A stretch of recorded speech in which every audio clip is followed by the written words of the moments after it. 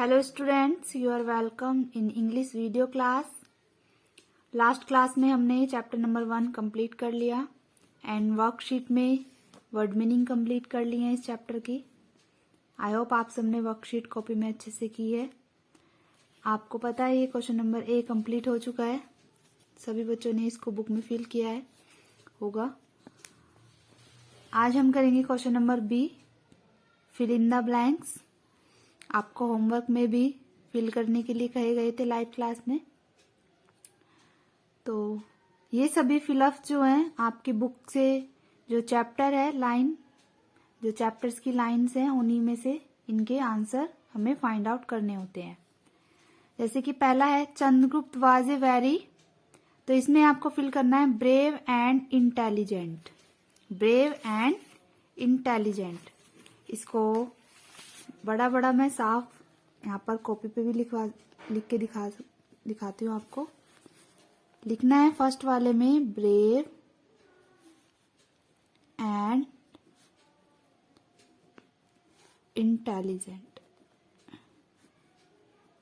Okay, तो brave and intelligent fill करेंगे fill in the blanks 1 में। ऐसे ही second fill in the blanks है Chandragupta went over to the Greeks and trained as a soldier। Chandragupta को जो है ग्रीक भेजा गया और वहां पर ट्रेन किया गया सोल्जर बनने के लिए। तो सेकंड में यहां पर लिखेंगे Greeks and train.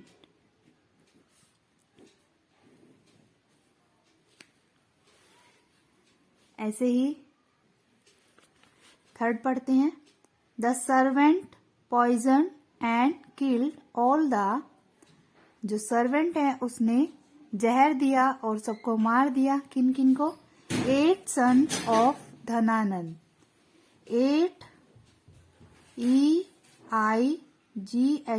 8 sons of Dhananand. Okay, ये फिल इन द ब्लैंक से फिल कर लेंगे बुक में। फोर्थ है the new king was known as, नए किंग का नाम क्या रखा गया? चंद्रगुप्त मौर्य। चंद्रगुप्त मौर्य फिल करना है इसके अंदर।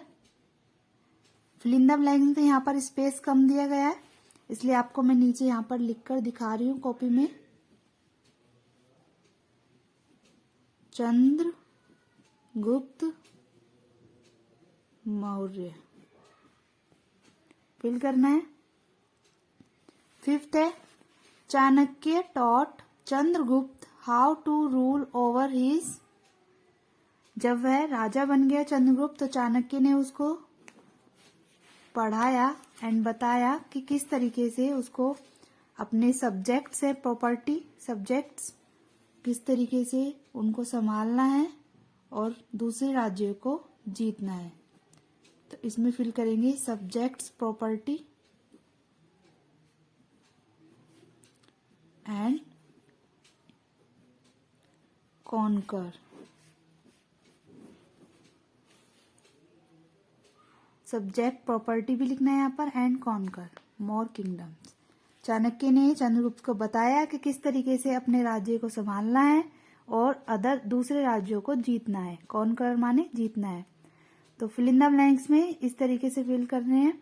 पहले आप क्वेश्चन लिखेंगे, फिर ये आंसर लिखेंगे और फिर पीछे का इसका पार्ट लिखेंगे। क्योंकि बुक में स्पेस नहीं है तो कॉपी में आप अच्छे से कर सकते हैं, तो ये आप कॉपी में करेंगे। और आपकी बुक में कुछ वोकैबुलरी स्किल पार्ट दिया हुआ है यहाँ पर, इसको भी समझ लेते हैं। देखिए, यूजिंग द अपोस्ट्रोफ, आपने देखा होगा रीडिंग करते समय भी बुक में ऊपर ये ऐसा साइन बना हुआ होता है बहुत से वर्ड्स में, जैसे डिड, डिड नॉट, तो डिडंट पढ़ते हैं इसको डायरेक्ट। इसको हम कॉन्ट्रैक्टेड फॉर्म बोलते हैं। क्या बोलते हैं? Contracted form. आर नॉट क्या है? एक पूरी एक्सपेंडेड फॉर्म है। इसको कॉन्ट्रैक्ट करके, छोटा करके हम डायरेक्टली लिख सकते हैं आर नॉट, आर नॉट। देखो एन के ऊपर ये जो साइन है इसको अपोस्ट्रोफ बोला जाता है। तो ध्यान रखना, जब भी कभी किसी वर्ड के ऊपर ये साइन दिखे तो आपको याद रहना चाहिए कि इसको अपोस्ट्रोफ बोला जाता है। ऐसी वर्ड नोट को कॉन्ट्रैक्ट करके कैसे लिख सकते हैं? Weren't, weren't, WEREN apostrophe T, weren't. There is को कॉन्ट्रैक्ट फॉर्म में कैसे लिखेंगे? देयर्स। कुड नॉट को इस तरीके से लिखा जाएगा, couldn't. Has not, hasn't. I have को इस तरीके से शॉर्ट फॉर्म में लिखेंगे, कॉन्ट्रैक्टेड फॉर्म में। आई एम को इट इज, इट्स बोला जाता है। वी विल शॉर्ट में बोला जाता है विल। आई विल, आइल, आइल पढ़ा जाता है इसको, आइल। तो कॉन्ट्रैक्टिंग फॉर्म भी हमारी जो है यूज की जाती है ज्यादा। तो अगर कहीं आपको ऐसे दिखे लिखा हुआ तो आप इसको क्या पढ़ेंगे? आई विल, आइल, डायरेक्टली पढ़ेंगे आइल, जिसका मीनिंग होगा आई विल। ओके, तो ये ज्यादातर कॉन्ट्रैक्टेड फॉर्म हमें रीडिंग करते समय कंफ्यूज करती है। तो इनको हमें याद कर लेना है कि इन कॉन्ट्रैक्टेड फॉर्म की फुल फॉर्म क्या होती है। तो यू विल की कॉन्ट्रैक्टेड फॉर्म इस तरीके से लिखनी है। इन सब की कॉन्ट्रैक्टेड फॉर्म यहाँ पर लिखी हुई है, तो आप इसको बुक में फिल करेंगे। इन सब की कॉन्ट्रैक्टेड फॉर्म को साइन सही से लगाएंगे अपोस्ट्रोफ का।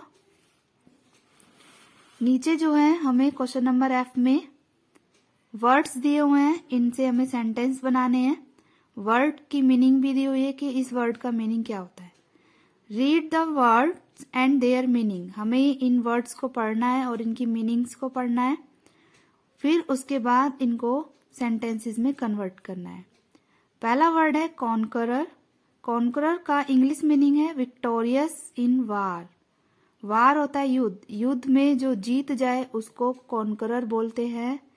तो Alexander the great was a conqueror. Alexander the great एक योद्धा थे, हिंदी में बोला जाता है योद्धा, कॉन्करर। Second injustice.